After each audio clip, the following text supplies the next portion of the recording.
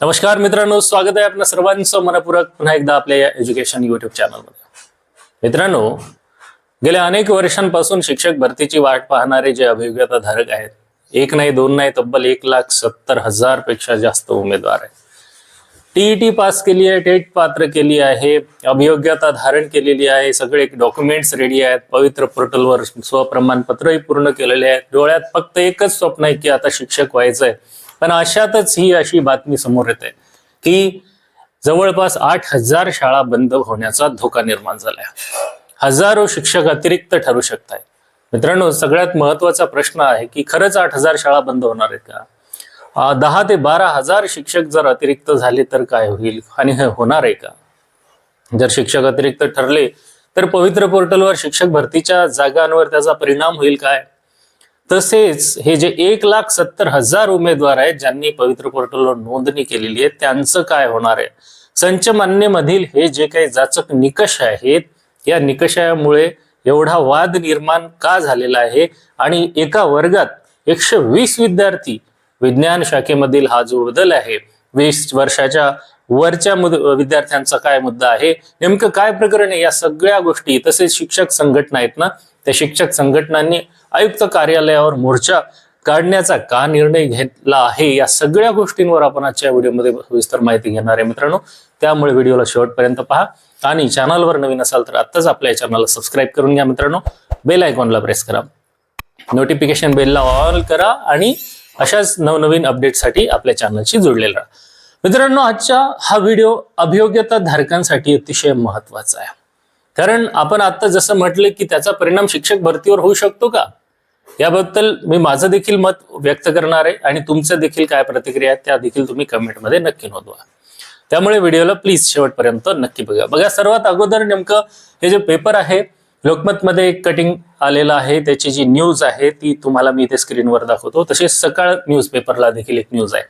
दोन्ही वृत्तपत्र विश्वसनीय आहेत आणि यांची ही बातमी आहे. बघा, आता 8,000 शाळा बंद होण्याचा धोका व्यक्त केला जात आहे.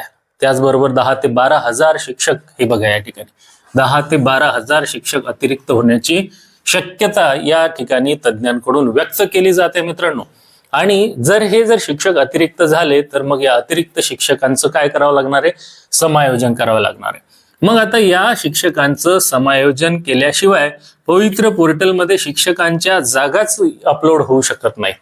कारण जोपर्यंत सद्यस्थितीत शिक्षक किती आहेत, किती शिक्षक सरप्लस आहेत, मग त्यांचं समायोजन करून घ्यावं लागेल आणि समायोजन केल्याच्या नंतर रिक्त जागा कळतील आणि त्या रिक्त जागा पवित्र पोर्टलवर येतील आणि मग कुठे 1,70,000 उमेदवारांना आपलं शिक्षक होण्याचं स्वप्न आजमावण्यासाठी प्राधान्यक्रम जनरेट करून मग हा जो आपला पुढचा प्रक्रिया किंवा प्रवास आहे तो सुरू करायचा आहे. आता हे जे जाचक निकष होते ते कोणते पहा, याच्यावर आपण एकदा नजर टाकूया. याच्यात आहे ना, एका वर्गात काय की 120 विद्यार्थ्यांची एक तरतूद सांगितलेली की मग आता या 120 विद्यार्थी जर एका वर्गात आणले, लक्षात घ्या, त्याच्या मागे एक शिक्षक जर दिलेला असेल तर मग तुम्ही सांगा याचा अध्यापनावर परिणाम होणार नाहीये का? तसे विज्ञान शाखेतील विद्यार्थी आहेत, त्यांच्या है ना जी संख्या आहे त्याची वाढवण्यावर, 20 वर्षापेक्षा जास्त वयाचे जे विद्यार्थी आहेत ना, त्यांना देखील आता याच्या विरोधात जे विविध संघटना आहेत यांनी आयुक्त कार्यालयावर मोर्चा काढण्याच्या संदर्भात निर्णय घेतला आहे. आता सगळ्यात महत्वाचा मुद्दा आहे की याचा शिक्षक भरतीवर काय परिणाम होऊ शकतो. मित्रांनो, जर मोठ्या प्रमाणावर शिक्षक अतिरिक्त झाले तर काय होणार? शासनाचा पहिला प्रयत्न काय असणार आहे की या शिक्षकांचं समायोजन करावं लागणार आहे. मग आता समायोजन झालं तरच नवीन पद रिक्त किती आहेत हे आपल्याला समजणार आणि मग पवित्र पोर्टलवर त्या जागा भरण्याची शिफारस जाहिराती त्या संस्थांना, आस्थापनांना अपलोड करता येईल. ही झाली एक प्रक्रिया. पण आता इथे एक गोष्ट आपल्याला लक्षात घ्यायची आहे की ही जी बातमी आहे ही एक फायनल काय आहे, ऑर्डर नाही आहे, ही शासनाची देखील घोषणा नाही आहे. त्याच्यामुळे आहे परिस्थिती चिंताजनकच.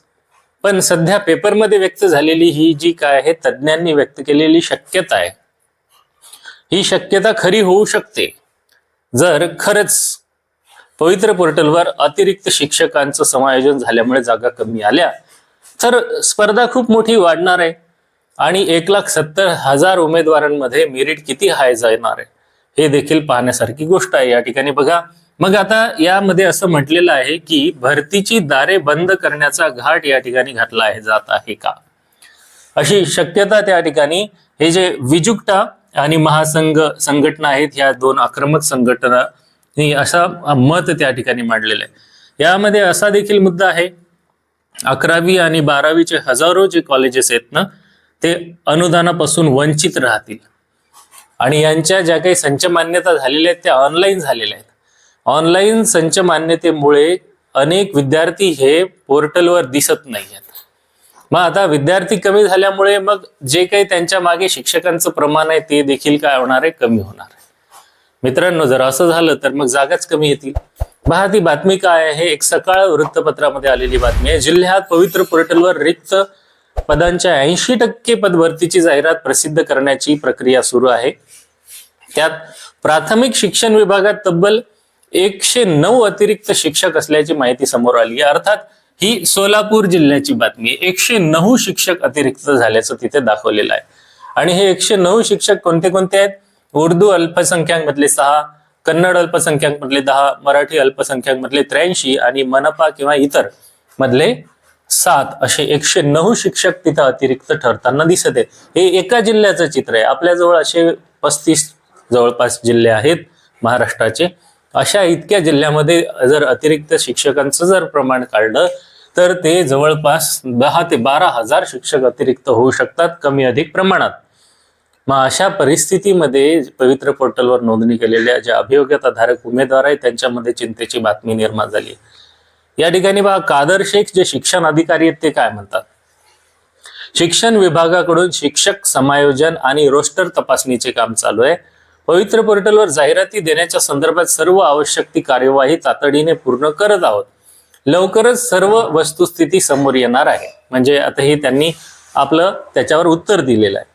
परंतु जी एक प्रशांत शिरगुर राज्य उपाध्यक्ष शैक्षणिक व सामाजिक न्याय संघटना आहेत यांनी काय म्हटलेलं आहे की मागील वर्षी अनुशेष जिल्हा यामधील मागासवर्गीय आणि इतर आरक्षण प्रवर्गातील जुना अनुशेष भरण्यासाठी रिक्त जागा पवित्र पोर्टलवर तात्काळ प्रसिद्ध करण्यात याव्या.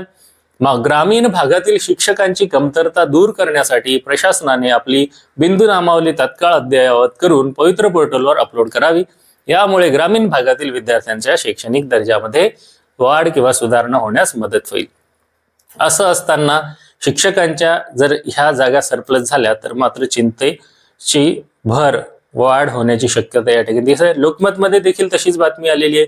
इथे देखील सांगितलेलं आहे जवळपास 8,000 शाळा बंद होण्याचा धोका निर्माण झालेला आहे.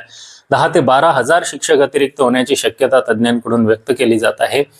आणि संच मान्यतेच्या आड पवित्र पोर्टलमध्ये शिक्षकांची पदे रिक्त राहावीत आणि ती येणारच नाहीत याची तरतूद म्हणजे याची काळजी घेतली जात आहे का?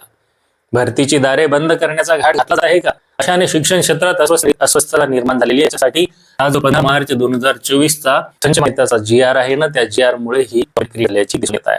मित्रांनो, तुम्हाला याबद्दल काय वाटते? तुमची काय अभिप्राय ते देखील व्हिडिओ कमेंटमध्ये नोंदवा. आणि याच्यामध्ये मला काय मार्ग काढून घेता येईल, काय मार्ग निघावा असं वाटत असेल तर ते मत देखील नक्की नोंदवा.